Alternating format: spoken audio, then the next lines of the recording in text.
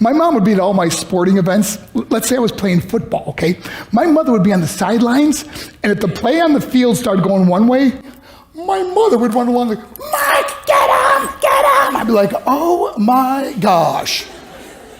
I'd get in the huddle with the other guys. They go, Mark, is that your mother? I go, no, I never saw her before in my life. See, the greatest gift my mother ever gave me, she believed in me.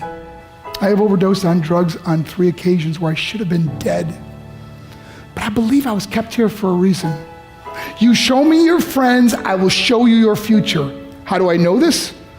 I hung out with losers, and I became the biggest loser of them all because I gave up everything I dreamt about as a little boy because of who I chose to surround myself with. My friends would drive me home at 2, 3, 4 in the morning. We'd be drunk and high, laughing in the car. We'd pull up in front of my house in New York. They go, Mark, the light's on. I go, oh man, my mother's up. See, my mom wouldn't go to bed until she knew her son was still alive. I'd walk in, she'd say, hi, Mark, how was your night? I go, it's good, Mom, I'm just gonna go to bed. She goes, can I talk to you for a minute? I go, Mom, I'm tired, I'm just gonna go to bed. She goes, Mark, I haven't seen you all day and all night. Can I please talk to you? I said, man, just leave me alone. You bug me. I'd slam my bedroom door on the one person who believed in me. I was on a worldwide tour and we were wrestling overseas in Japan. After my wrestling match, I went upstairs in my hotel room and I fell asleep. There was a knock at my door at 3 o'clock in the morning. I got out of bed and I looked through the safety window and I could see it was a Japanese promoter. So I opened the door and he said, Mark, you need to call home. There's been an emergency. I went and got on the hotel room phone. I called back to the United States and said, hey, what's going on? They said, Mark, I don't know how to tell you this. I said, just tell me what happened. All of a sudden they started crying. They go, Mark, I can't tell you. I said, just say it. They said, Mark, your mother died. I just threw the phone down. I ran out of my hotel room.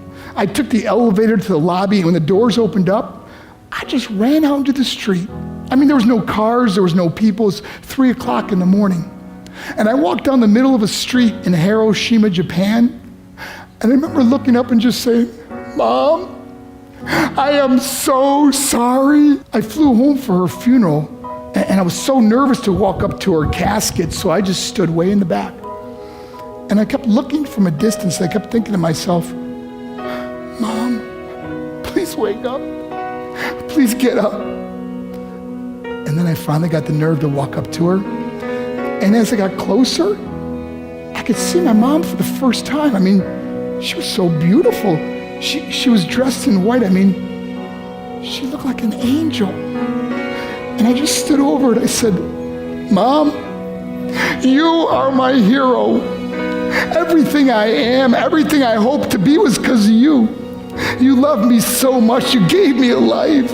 You're the only one that ever believed in me. How did I repay her? By getting drunk, by getting high, by getting stupid, by hanging out with losers? For what? All she ever wanted to do was talk to me. I wish I could talk to you now, Mom. I wish you could see what I'm doing. Why couldn't I have been a better son?